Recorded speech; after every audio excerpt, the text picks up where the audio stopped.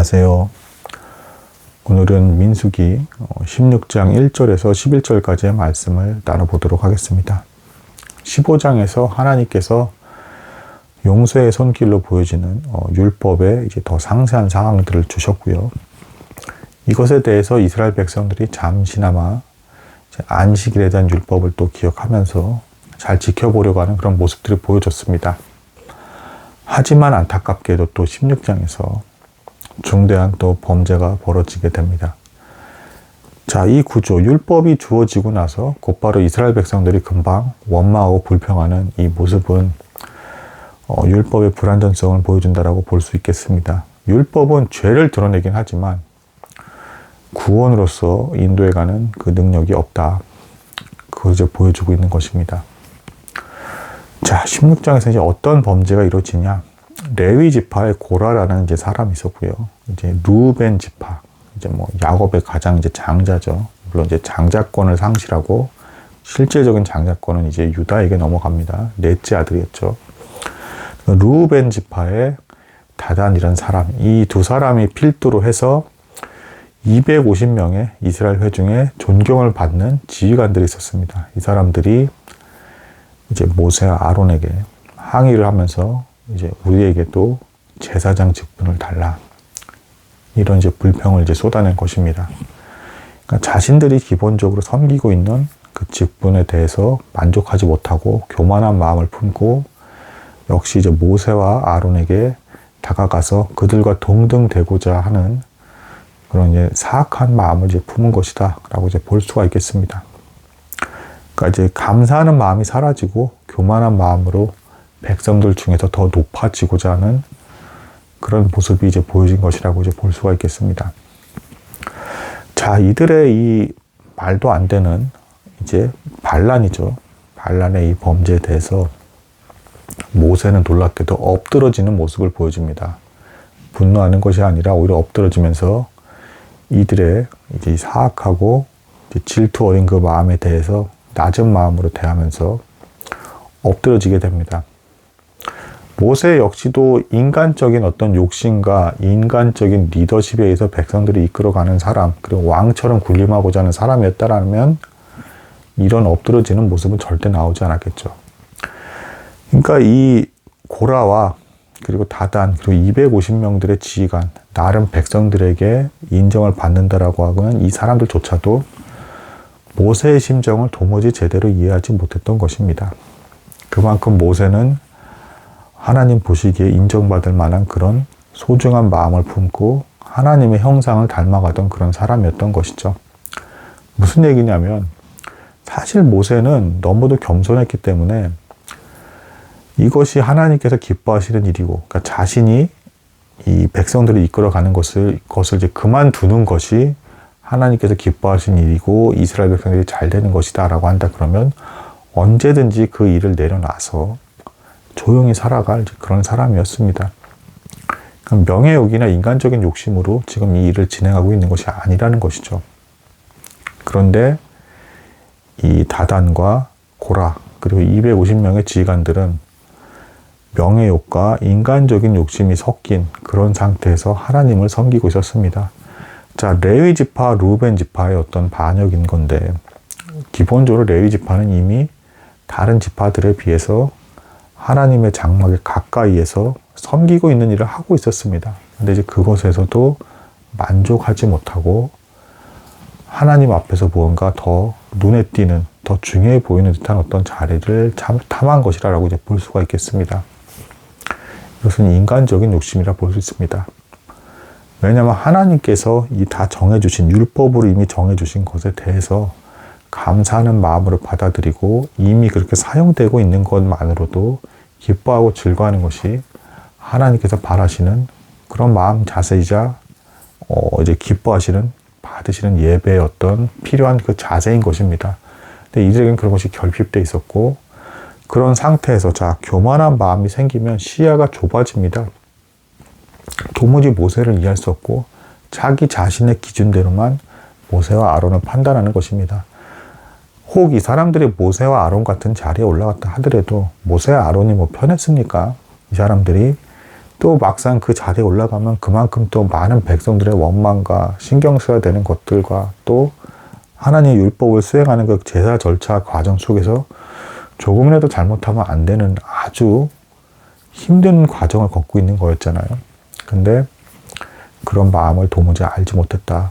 이것은 그대로 신약에서 바리새인들과 종교 지도자들이 예수님을 도무지 이해하지 못한 것과 동일하게 연결이 됩니다. 예수님은 말 그대로 사람들이 어떻게 보건 하나님께서 보시기에 기뻐하신다 라는 것을 그대로 순종하신 것이고 그 안에서 기뻐하고 즐거워하시면서 만족하셨습니다. 물론 예수님이 신약의 복음서에서는 많은 사람들이 막 달려들고 뭐 병을 낫게 해드리길 바라고 뭐 떡이 생기니까 이제 먹을 거를 얻기 위해서 달려들고 마치 슈퍼스타처럼 사람들이 막 달려오는 듯한 어떤 모습을 보여주시긴 했지만 예수님은 이미 이 복음서의 기록에도 났지만 인간의 마음의 중심이 어떤지를 아시고 그들이 자신을 어떻게 보는지에 대해서 전혀 신경을 쓰지 않으셨습니다. 그러니까 예수님을 따르는 무리 중에 상당수가 정말 예수님을 하나님의 구세주로서 하나님의 아들로서 믿어서 따른 것이 아니라 눈에 보이는 먹을 것이 생긴다든가 병이 낫는다라든가 어떤 기복적인 축복적인 요소를 얻기 위해서 이들이 달려왔다는 걸 알으셨기 때문에 이런 것에 대해서는 전혀 아랑곳하지 않고 하나님의 뜻대로 하나님을 순종하는 중에 그 안에서만 기쁨을 누렸던 것입니다.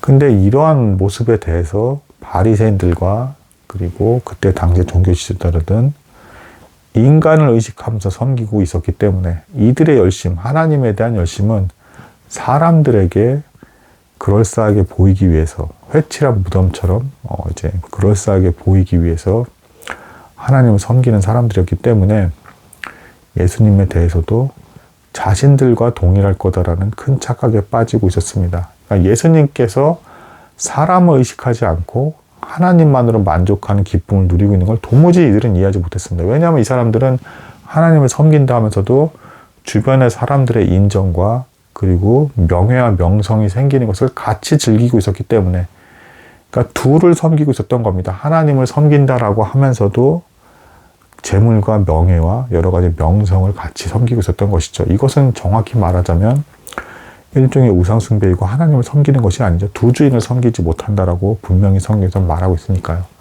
뭐 이후에 구약시대의 우상숭배 형태도 비슷합니다. 우상숭배를 하는 과정에서 하나님을 이들이 완전히 섬기지 않는 게 아니라 여러 믿는 신 중에 하나로 섬기게 되는 것이죠. 그것은 하나님을 온전히 바르게 섬긴다라고 도무지 말할 수가 없는 것이죠.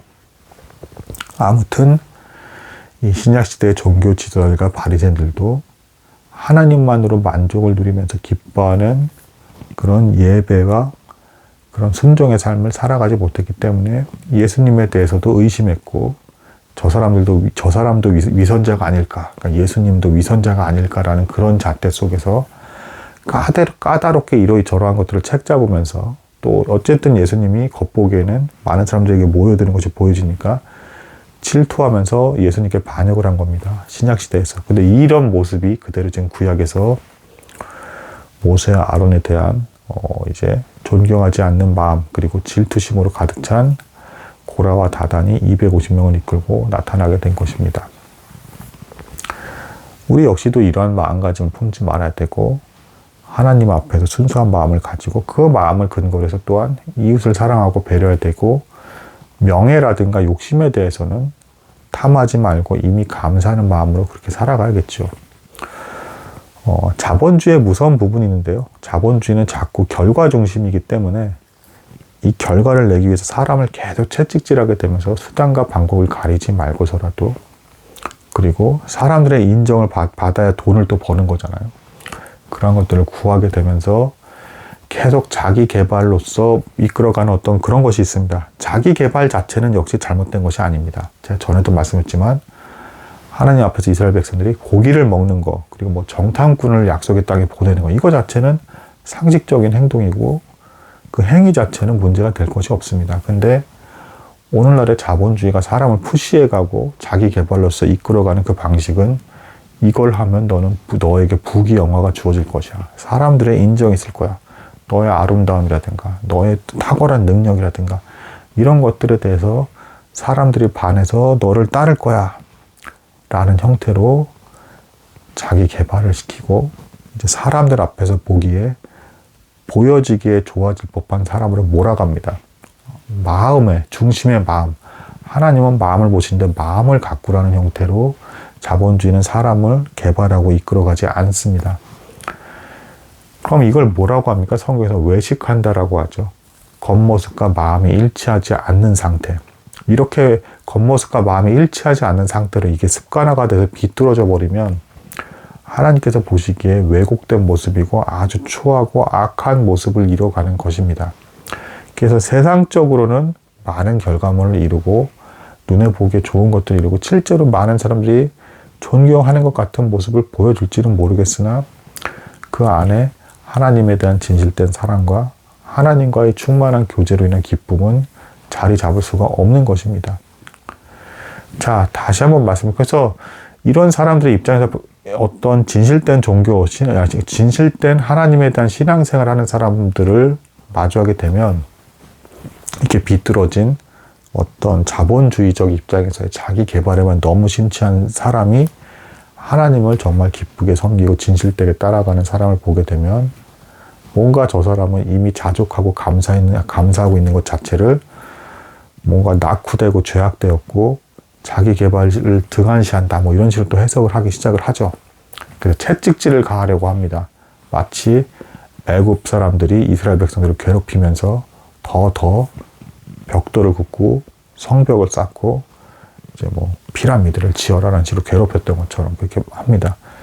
그러니까 진실된 신앙생활을 하는 사람을 오해하게 되고 그 사람 안에 있는 깊은 하나님에 대한 친밀한 교제 안에서 나는 기쁨과 즐거움 그리고 하나님이 이유가 되어서 자연스럽게 마음이 개발이 되면서 마음의 동기가 그러하기 때문에 이웃에게 유익을 주기 위해서 자기 개발을 해 나간다는 것 자체를 잘 이해하지 못합니다. 자본주의식으로 자기 개발하고 자기 명예와 성공을 위해서 그렇게 가는 사람들, 그 자기 명예를 위해서, 자기가 주목받기 위해서, 높아지기 위해서 그렇게 열심을 내는 사람들은 자기 자신이 이유가 아닌 하나님이 이유가 돼서 그리고 주변의 이웃에게 참된 사랑을 베풀기 위해서 마음의 바른 동기를 세우면서 하나하나씩 발전해 나가는 사람에 대해서 도무지 이해를 못합니다. 자신이 잘못되었기 때문에 마치 천동설을 지정하는 사람은 어쨌든 지구가 고정되어 있고 태양이 움직인 것처럼 보이니까 그렇게 엉뚱하게 보는 것입니다. 이것이 제가 이렇게 몇 번을 강조해서 말씀드린 것은 예수님도 그러한 고난을 받으셨고 지금 모세도 그런 고통을 받는 것처럼 여러분들이 진실된 신앙생활을 하고 있다. 정말 사람을 최대한 의식하지 않고 사람에 대해서는 하나님을 사랑하기 때문에 이웃을 사랑하겠다는 자세로 신앙생활을 하게 되면 심지어는 주변에서 어느 정도 하나님에 대해서 열심을 내는 듯한 사람들에게까지도 질투를 받을 수도 있다. 너무 그렇게 정결하게 사는 것에 대해서 이해하지 못하는 사람들이 상당히 많을 거랍니다. 심지어는 교회 안에서조차도 여러분이 정말 순수하게 하나님만을 의식하면서 살아가면 살아갈수록 이해를 하지 못하게 되는 사람들이 주변에 많을 수가 있다. 너가 정말 그렇게 사람에 대해서 의식하지도 않고 그렇게 순수하게 섬길 수가 있어? 라고 의심을 하는 것이죠. 그리고 나 역시도 너처럼 할 수 있어 라고 하면서 그런 교만한 마음으로 시기 질투심으로 바라보는 사람들이 생겨나게 됩니다. 이건 교회 역사에서 반복적으로 일어났던 일입니다. 근데 이제 그 일이 지금 나온 본문이 민수기 16장 1절에서 11절입니다. 그래서 우리가 받아야 될 교훈은 뭐겠습니까? 낙담하지 말고 또한 모세와 같은 마음으로 모세는 엎드려졌습니다. 이들이 교만해서 다가와서 항의하듯이 따질 때 모세는 왕처럼 군림한 것이 아니라 엎드려졌고 그러면서 언제든 이것이 하나님께서 기뻐하시는 뜻이라면 그 자리를 물러서서 그리고 이스라엘 백성들에게 유익이 되는 것이라면 자신은 조용히 생활한 마음가짐과 자세를 가지고 있었습니다. 이것이 우리가 따라야 될 본이고 아름다운 마음의 본보기가 아닌가 싶습니다. 조금만 더 살펴보면 그래서 여기서 모세는 하나님의 말씀이 모세의 마음에 임한 것으로 추측이 되는데요. 향로를 가지고 오라고 합니다. 다음날 아침에. 곧바로가 아니라 다음날 아침에. 모세는 알았을 겁니다. 이 상태로 이들이 계속 반역을 하면 이들이 멸망당하고 하나님의 진노를 받아서 심판을 받을 것이라는 것을 모세는 알았던 겁니다. 그래서 자신에게 악하게 대하는 이 사람조차도 멸망하지 않기를 바라는 마음으로 다음날 아침에 가져오라고 합니다. 향로를 가져오라고 하고 다음날 아침에 오라고 한 것도 어쩌면 하나님께서 모세의 마음에 주신 말씀 그대로를 한 걸 수도 있습니다. 여기 본문에서는 정확히 나오지는 않고 있습니다. 그래서 하나님께 판정을 맡기고 있는 그대로에 대해서 난 그것을 하나님의 판정이라고 받아들이겠다라는 자세로 모세는 겸손히 이들의 교만한 마음을 받아내고 있습니다. 그리고 다음날 아침까지 시간을 줌으로써 이들이 그 사이에 돌이키고 회개하기를 바라는 시간까지도 주었습니다. 그럼에도 이들은 모세는 물론이거니와 아론까지 대적하면서 우리에게 제사장 직분을 달라라는 교만한 자세의 마음을 철회하지 않았습니다. 오늘은 여기까지 하도록 하겠습니다. 감사합니다.